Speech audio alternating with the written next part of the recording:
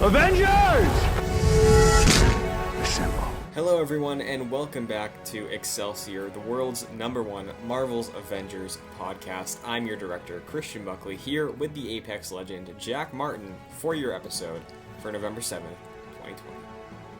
Christian, a very exhausted Excelsior to you. Oh, it's been a man. week. Neither of us really played the game this week. We'll get to that, of course. Obviously, this week in the U.S., very stressful. You know, the presidential election has been, we're on day 4 now of election day. It's like in Batman '89 when the Joker poisoned everyone's like shampoo, and all the reporters are like, "It is day 74, and none of us have taken showers yet." That's what it feels like. Yeah, and honestly, so we record on Fridays, right? And the War Table blog goes up on Thursdays. Last night, I saw that on the subreddit, it was like, oh, the blog's up. I was like, okay, I'll read it tomorrow. I normally read it on Friday before we do the show to write up the show. And going onto it, I had such just like a weird wave of like more tiredness, like coming back to this game after this week. Yeah, I was mentioning this to you, like, during this whole hectic week. I was like, man, I really wish I could be playing Avengers right now, but there's nothing that's calling my name. Like, if something was out, or even if this game came out, like, around now, be a really great distraction. But sadly, like you mentioned, we haven't really been playing this all that much. Yeah, and we will get to that a little more, but there is some stuff to talk about in the news of this game this week, so why don't we kick off Fury's report as we normally do. The War Table blog, this week we saw priority missions return last week. This week they're not listed, but we do have iconic missions highlighted with a low and high power level, so continuing this weird what's up with priority missions conversation we've been having the last 3 weeks. This is essentially what they were, but they're just not called priority missions right now. The low power level is Identity Crisis, which is the one in Scandinavia where you play as, or where it's Thor's mission, you can play as anybody. But it's discovering that there's a Thor imposter. Did you play that mission? I did, yeah. I played through all the iconic missions. That was a cool one. Yeah, I honestly, I still have to play Hulks and finish Caps, but I really liked the Thor questline, and it might be because it's the only one that introduces a full new region to explore. But I just think it's so funny that introducing this imposter Thor, which is very clearly Loki, they use like the alt skin for Thor that you can see in the shop. I thought that was funny. Yeah, that's pretty good.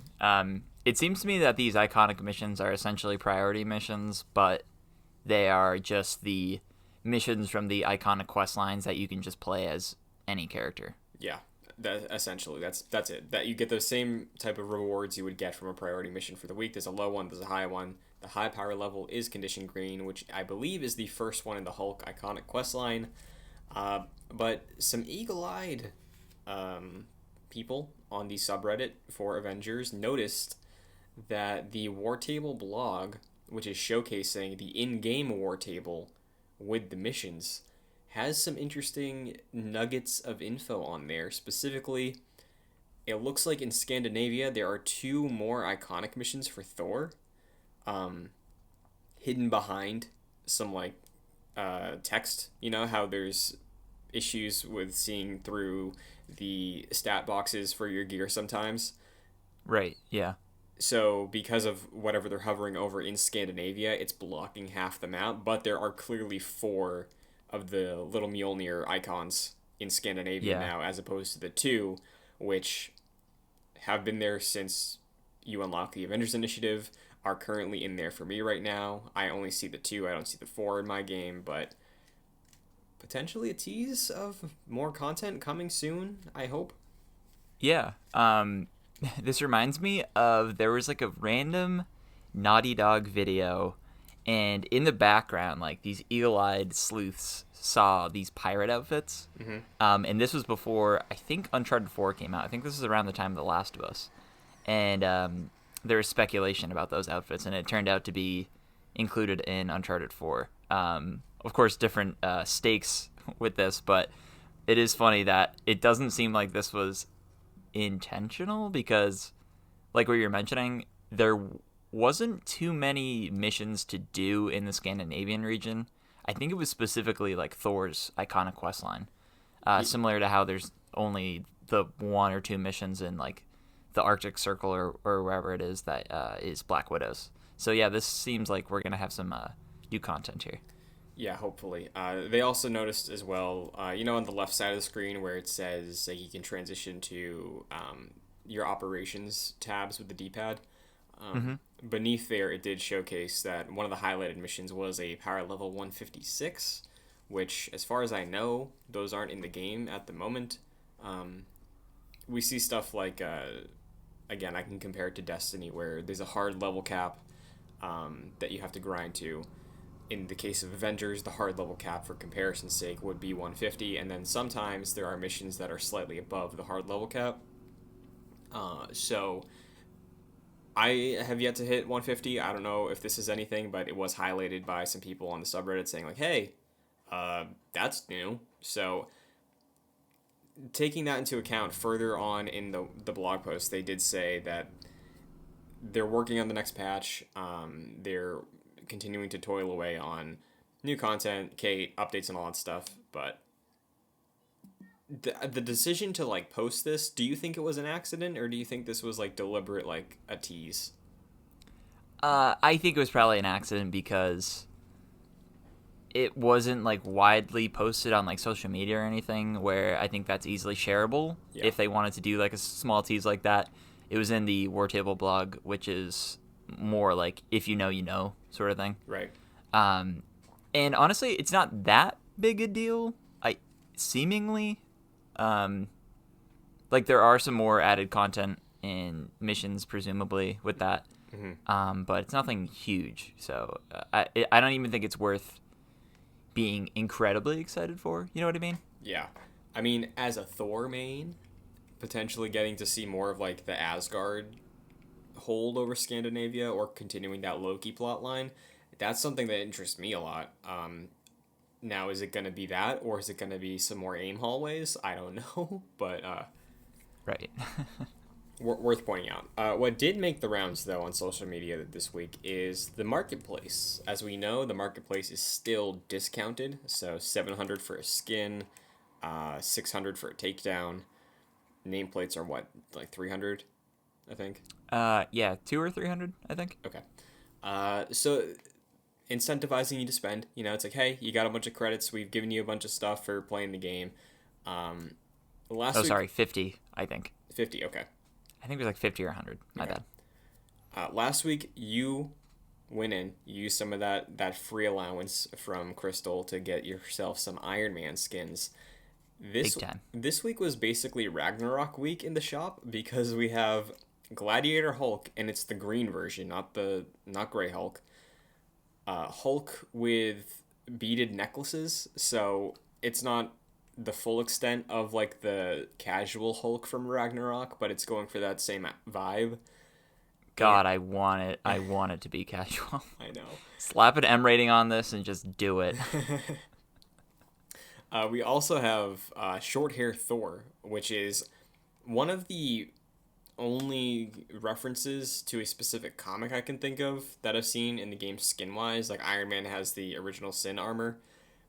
This is Unworthy Thor, which is an arc similar to the first Thor movie where he loses his claim to the title of Thor, and he's just got like baggy t-shirt on, he's got a tattered cape, short haircut. Unfortunately, you buy that skin, doesn't show up in your inventory. So lovely, just as they intended. Yeah. So what ended up happening with this, I took a gamble. I dropped the $700 on the skin because I was like, hey, I would like this to be like the gold prosthetic arm Thor or like closer to a Ragnarok skin. Unworthy's cool, but this is a first step. I will risk the 700 because I have like 4,200 right now, and hope, because there's an issue, I'll walk away with a sweet deal. And I did. What Crystal's Tell me doing? about it. Yeah, so what Crystal is doing is they took it down from the shop later that day. It's not in there at the moment. It is replaced with a new skin that if you buy it, it will show up. But removing it, they refunded everybody who bought the skin, and they have since stated that once the skin returns to the shop and whatever is going wrong with it is fixed, if you purchase it, you will receive it. So I essentially got a free Epic Thor skin. Wow, what a risk that you took. That was well played. Thank you, thank you. That was well played. Yeah, it seems like you saw the tea leaves and you were like, you know what, I'm gonna take my chance. But yeah, good on you, Christian. Oh, thank you. Yeah, after the weeks we've had with this game, seeing how Crystal's handled the issues, which like most of the time if there's an issue, they throw free stuff at you, which hey, I'm not gonna complain about that, but Definitely. Yeah. I saw the opportunity for sure.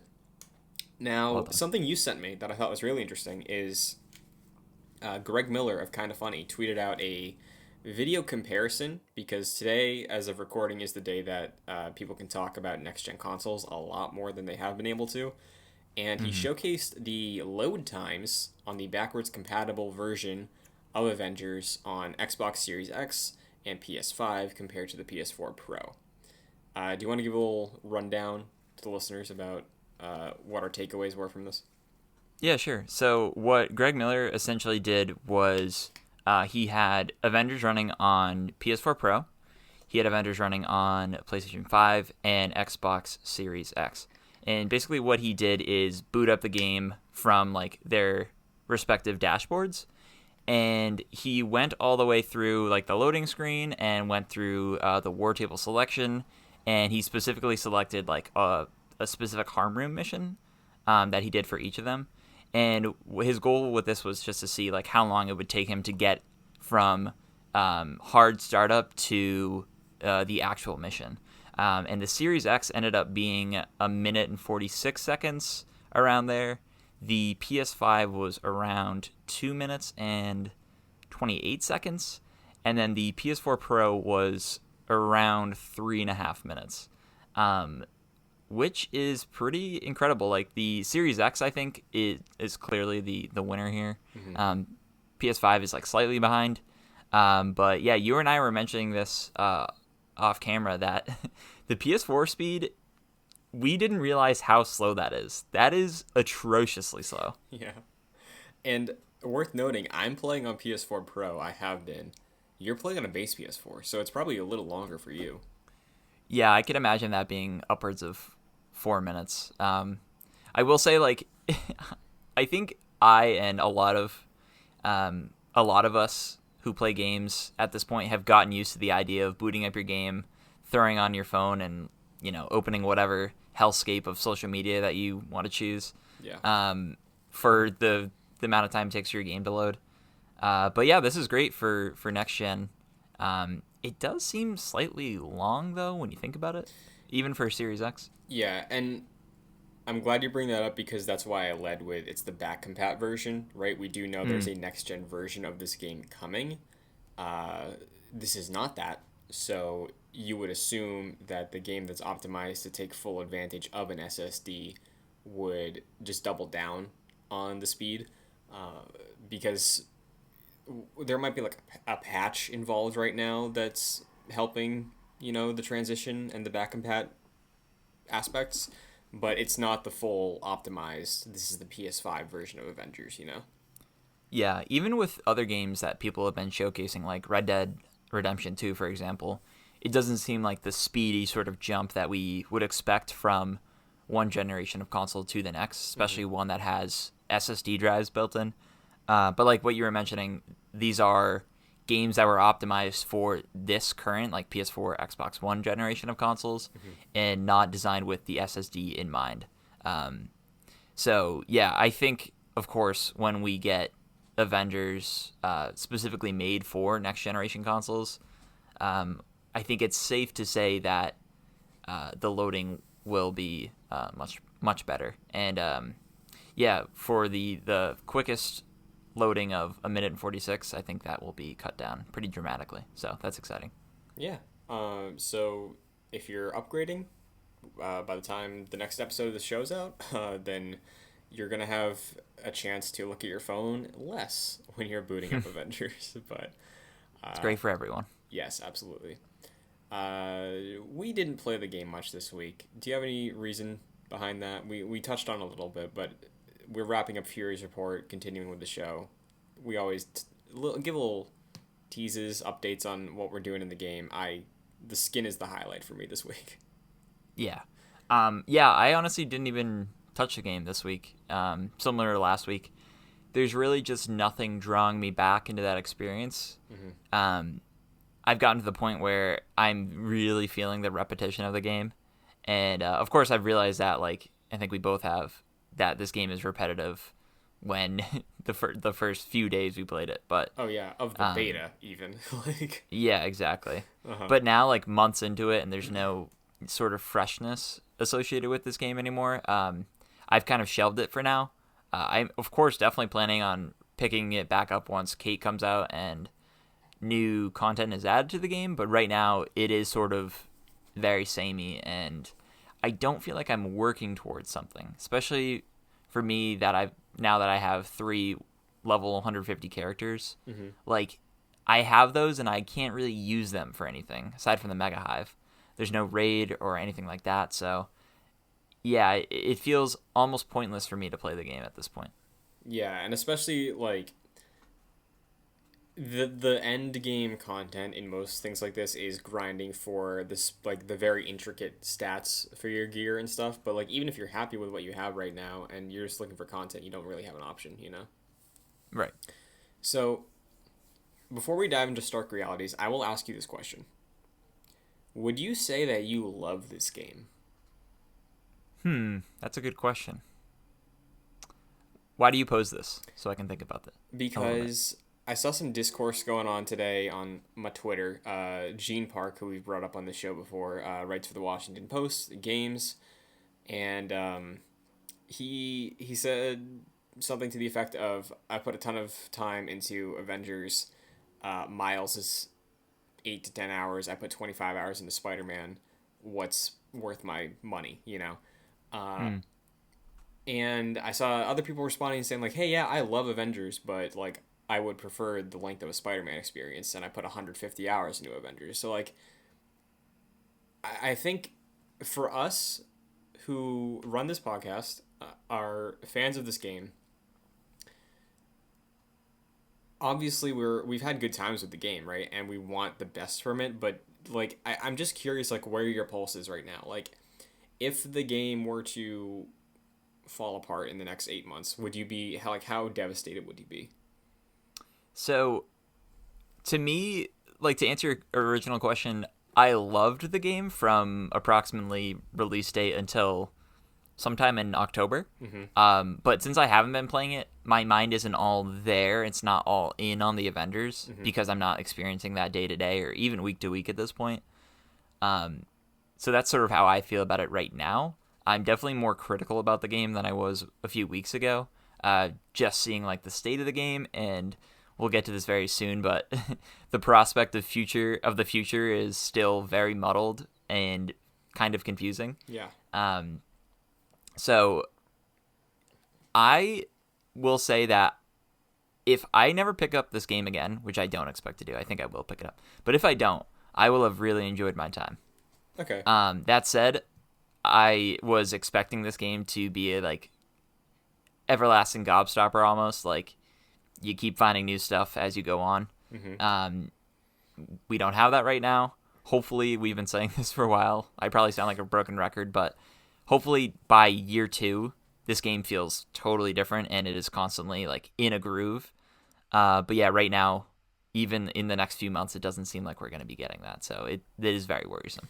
Yeah, I just wanted to check the pulse, you know, because I'm in the same boat as you. I think like I was all in at launch, very excited. I've definitely put somewhere around 100 hours into this game at this point. And I have very much enjoyed and look fondly on the time I've had with it, and I want it to succeed, right? But like, interesting spot right now because I don't know how devastated I'm gonna be if things don't go the way we want. Uh, that being said, why don't we get to Stark Realities? This is being pulled from the War Table blog for the week. They had an interesting thing to say, again, updating on future content. So I'll just read through this whole thing, then we can talk about it. We've seen all your comments asking for the next hero, Kate Bishop, new missions to play, new villains to fight, and new places to explore.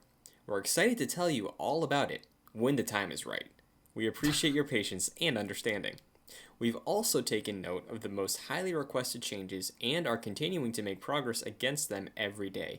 For example, our Reassemble campaign replay feature is currently in testing, and we're working on a fix for item stats being blocked by viewing gear pieces.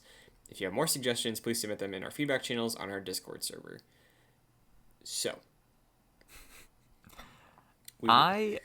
when I was first reading this, even before the show, I like audibly laughed at the first sentence or the second sentence where they're like, "We're excited to tell you all about it when the time is right." I'm like, bro, read the room. The time was right weeks ago. Yeah. We're waiting. Yeah, man, like, we went from Kate's October, Kate got delayed, understandable, probably gonna be November, right? 2020.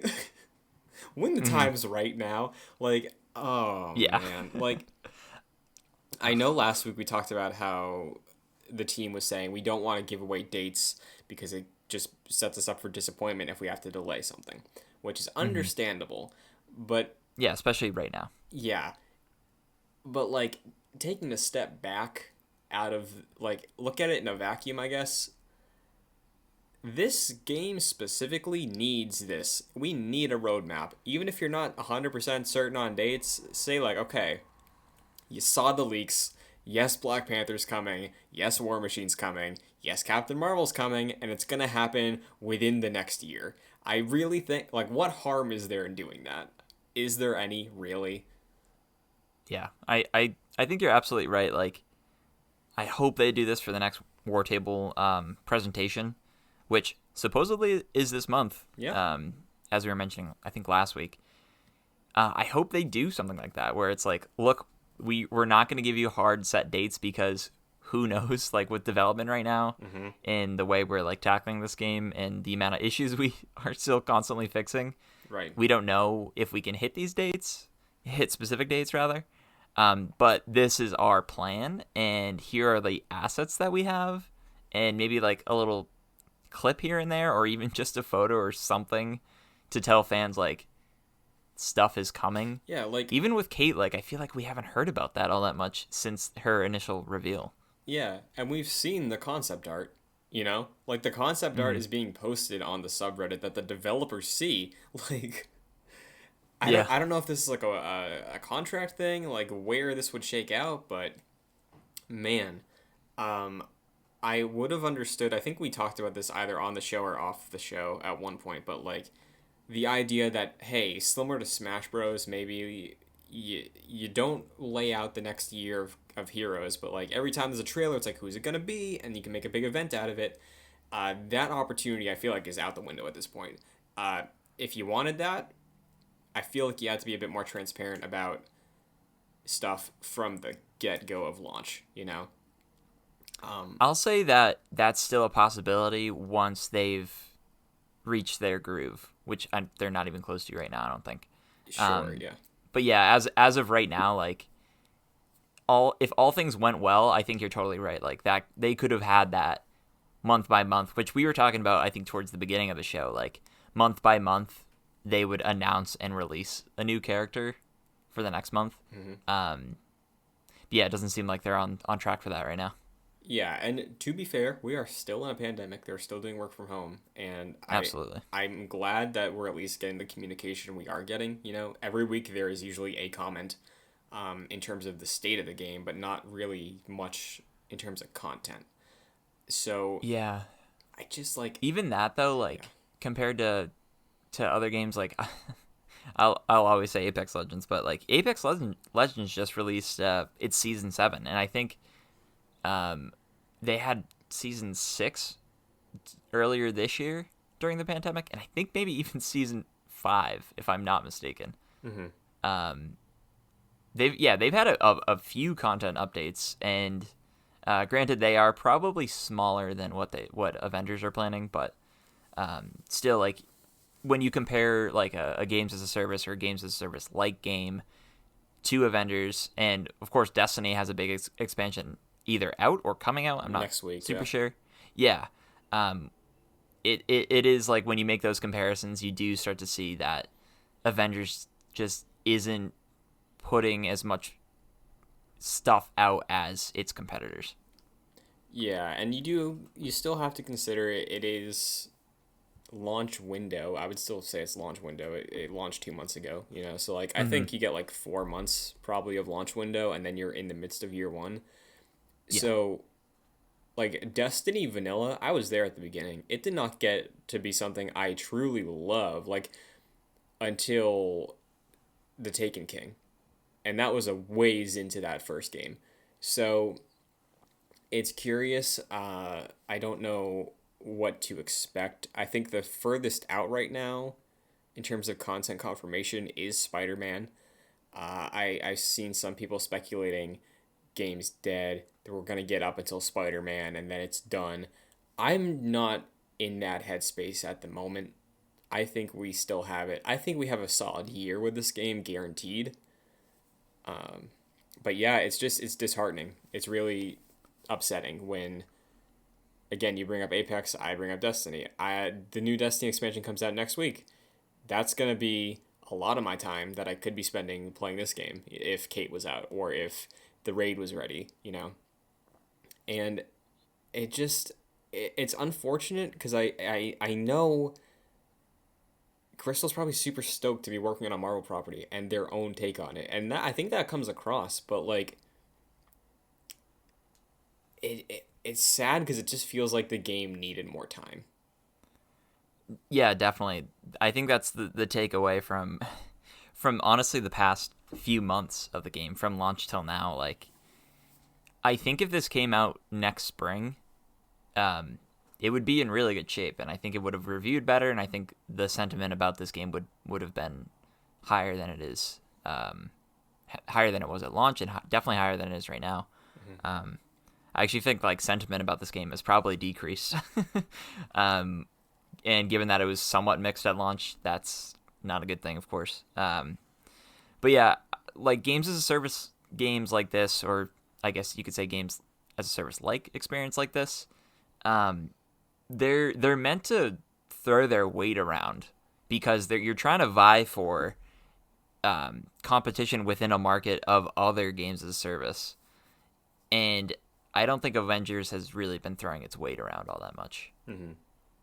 Like the name gets you so far, and it is hard when you do have something like a Destiny, which has been going since 2014, I think, maybe 2013, no, 2014, yeah, Mm-hmm. and it's been going since then, right? And Destiny 2 has been going since 2017, so that's the more fair comparison. But like, it is it's still that small number of games that hold a share in that genre. Like Destiny is a huge thing in games as a service. It's your choice of battle royale, Fortnite, Apex, whatever, uh, Warzone, and then you have what I would consider more supplementary ones like the Divisions or Anthem to a certain extent, and something like Avengers where there's only so many hours in a week, for these games that are doing things either good or great. And considering you and I loved this game at launch, and we still look at it fondly, it's it is like the name can get you so far, and I think if right now that what they have is the name and the heroes, start talking, please.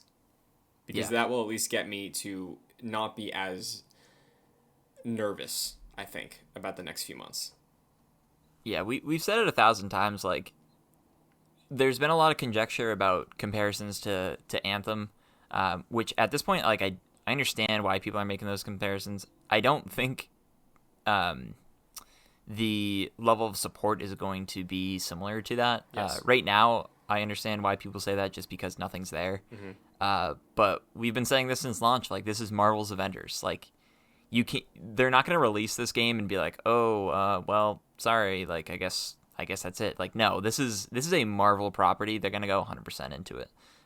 It might take a while, and it's worth noting, like, what you've been mentioning, like, Avengers is definitely still getting its sea legs in this space and as a game itself that probably launched prematurely, and it still needs to figure out what it is as a game because specific games like this like have that moment of trying to figure out what it is, because developer intentions obviously like eventually will mix with audience expectations and it will create a different sort of experience. So it is still going through that process. So yeah, it is a wait and see sort of thing. Like, what will this game be like by September 2nd or 4th, whenever this game came out, 2021. Since you mentioned the publisher side, Square Enix recently had a financials report, and there's been some mixed translations about how the game performed, because obviously we talked about it when NPD numbers came out for September. I think you have those pulled up, but like the game Yep. hit tons of records for a ton of different things. Yeah, so as we mentioned, I think at the beginning or maybe in the middle of October, NPD noted that it was the best-selling title of September. This is from Matt Piscatella.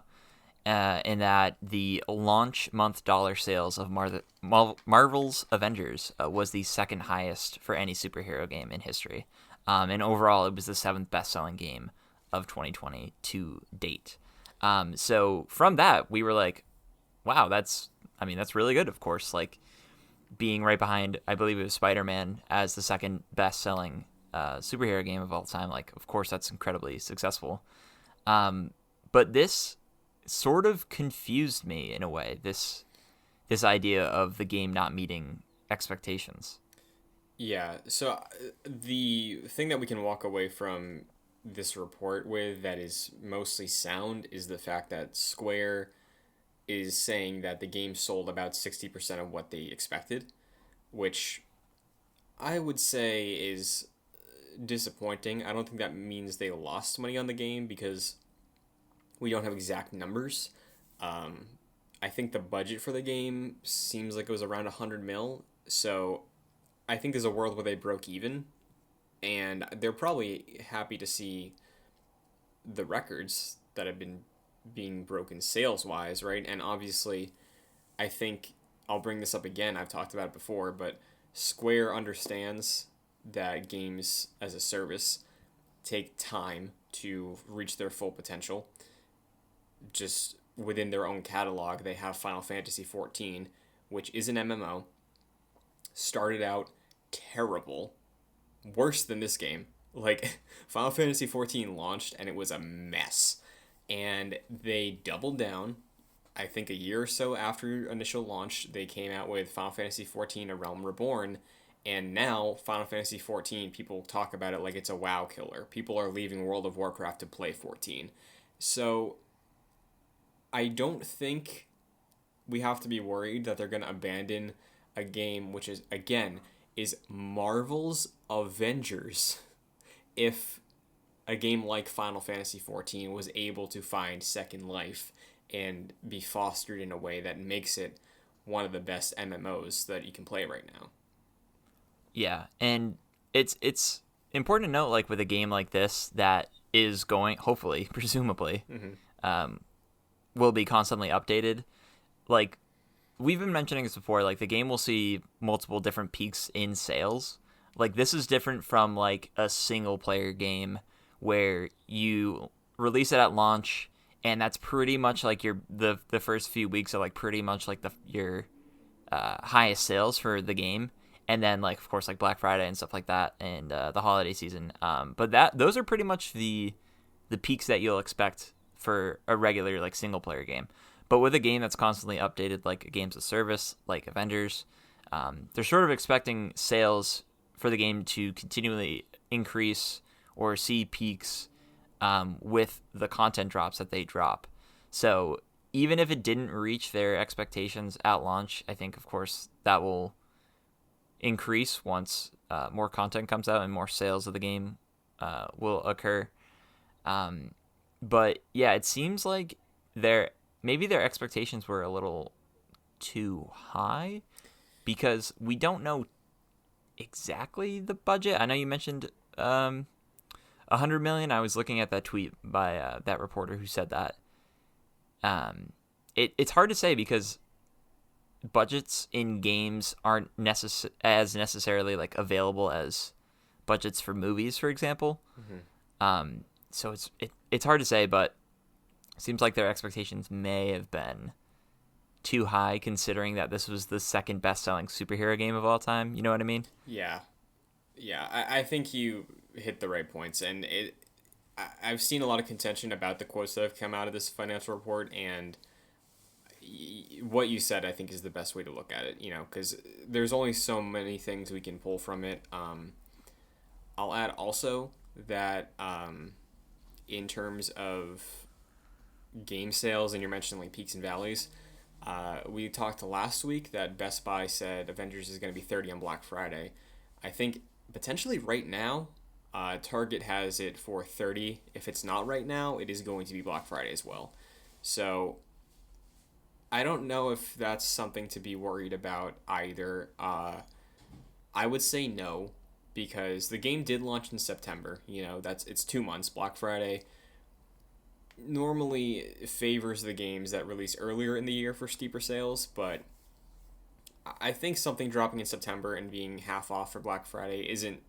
I don't think that's a thing to be worried about. Like I want to say in whatever year Black Ops 4 came out, one of my buddies got Black Ops 4 for like $25 on Black Friday the year it came out, and that was a couple weeks after launch. So I wouldn't be worried about game sales, like price sales, but if you're looking to get in, again, $30 I think is a fair investment for what you and I really enjoyed about the game. So yeah, and I think talking about your point of should you be worried that a game in September dropping down to 30 is a bad thing, I think that it's a way for this game as a multiplayer game to be competitive against like Call of Duty that's coming out, or like NBA, like the games that are coming out around that time, that occupy a similar but not too similar, I guess, multiplayer arena.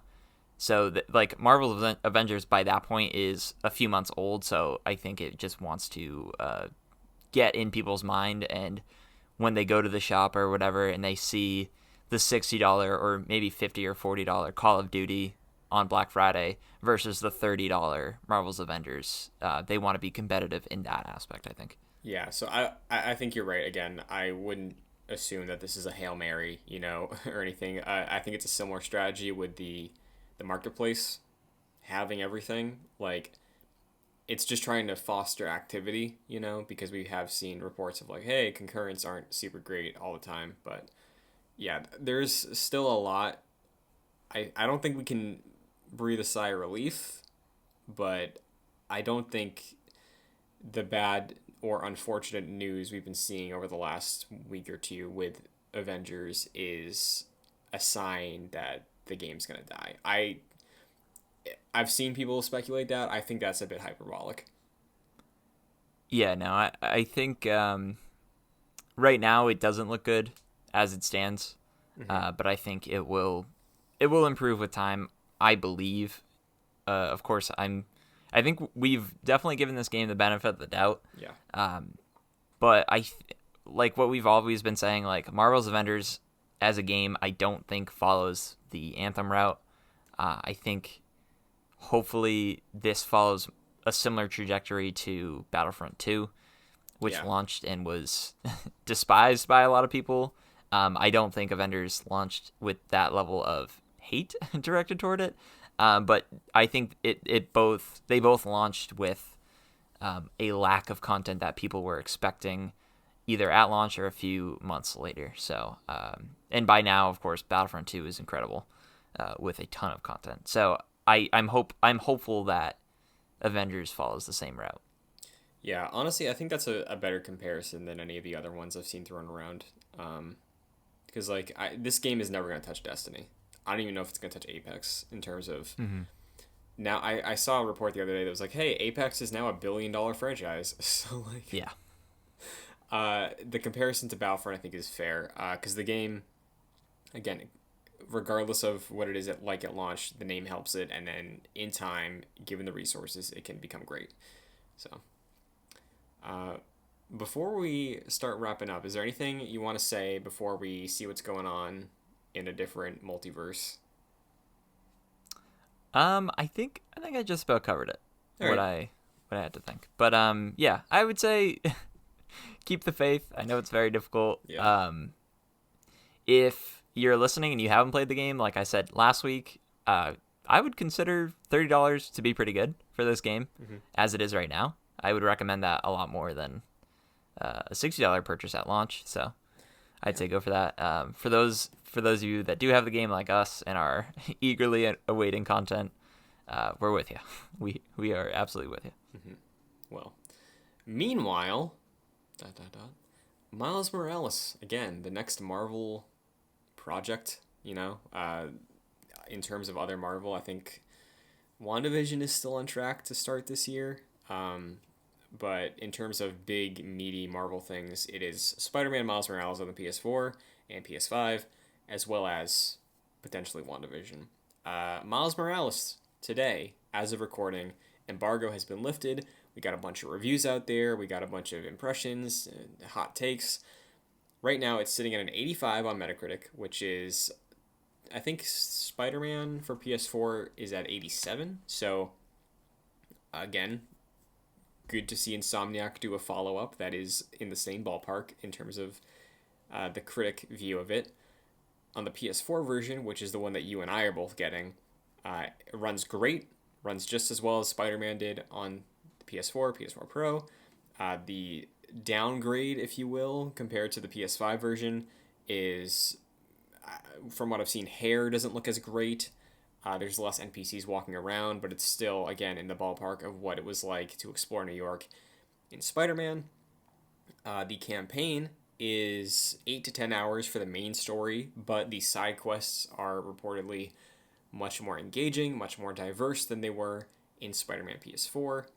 And that was all the stuff I gathered from today's impressions of Miles Morales. Yeah. I typically don't. I try not to look at reviews for games that I'm like very close to playing. I did like see Metacritic and stuff, and I heard briefly Greg Miller and Blessing Adeyote Jr. on PS I Love You XOXO talking about the game. Greg was a little bit more positive than Blessing, although Blessing wasn't negative about it. He just thought that his takeaway was that he enjoyed it more than Spider-Man on PS4, which I found to be surprising. But yeah, I'm super excited for this game. I guess we should update the people that we have both pre-ordered the physical edition of the game. Yes, I pre-ordered it today, and then like 10 minutes later, I was like, oh, so I guess that means I'm just locked in on getting the PS5 with the disc in it, because I'm going to want to see this game all nice on the PS5, and I'm not going to want to buy it again, so extra $100 for me, Sony. It'll be worth it, I think. If you ever get like 4K Blu-rays or whatever. Oh yeah, absolutely. Because the thing is, I own one 4K Blu-ray. It was a gift. But I don't have a 4K Bluray player. But Alas. I know it includes the standard one though, and it is a Marvel movie. It's Deadpool 2. Oh, nice. But now, yeah, I got all the reason in the world to rebuy some MCU movies, so I can get some Star Wars collections, get the 4K version. Yeah, they did start releasing 4K MCU movies, I think, a couple of years ago. So yeah, but I think I need to look at a calendar. But I think by the next episode, both of us will have Miles, as long as the delivery works out all right.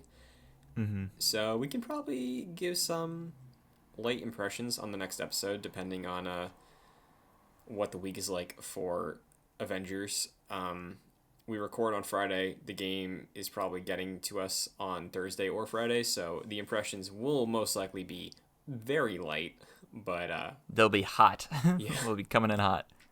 Yeah, so look forward to that next week. And before we sign off, do you think we get the War Table video next week? The week of next-gen consoles coming out, the week of a brand new Marvel property. Do you think we get the War Table then, or do you think we get it the week after?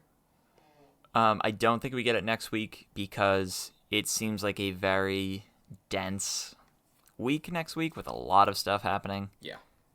So I don't think Avengers really wants to, like I said, I don't think Avengers really throws its weight around all that much, and there's no way that it could do that against the release of next-gen consoles, and like what you said, the release of Miles Morales. So I think it's probably the week after, if it hits. Hopefully it does. It would be weird if they were like, oh yeah, the War Table blog or the War Table video that we promised is delayed. That would just make me very nervous about the state of the game, even more so than I am. But yeah, I don't think it's next week. Yeah, so look forward to that then. Until then, though, Jack, where can the agents of Excelsior find you? Sure. You can follow me on social media at FascinatedJack. I will plug the I don't want to say finale, but it is the big final The culmination. Culmination, yes, great word, to Once in a Generation, where Christian, you, myself, and Kevin Diaz from PlayStation Source have been sort of counting down the best of the best of the previous generation of video games. We recently just released, yesterday, as of this posting, we released the top 10 games of the generation, so you can check that out. But yeah, what about you, Christian? Where can people find you? You can find me on Twitter, Instagram, and Twitch at Chris and Buckley. Like Jack said, the video version of this podcast, as well as our top 10 for Once in a Generation, is available on youtube.com/joyclicks. This show, though, is available on podcast services as well if you want the audio version, on Apple Podcasts, Spotify, your podcast service of choice. If you can rate and review on that platform, it would be greatly appreciated because it just takes a second to hit the 5-star button. And honestly, the conversation with you and the listeners is what's been carrying me through with my enthusiasm of this game. So thank you for the people that engage with the show because it is doing more for me right now than the game is. I agree. Well, if you also want to get involved further, you can go to patreon.com/joyclicks. We got $1, $2, $5 tiers. The $5 tier gets a producer credit like Chris Socks and Aaron Easton. So thank you very much. But until next week, Excelsior. Excelsior.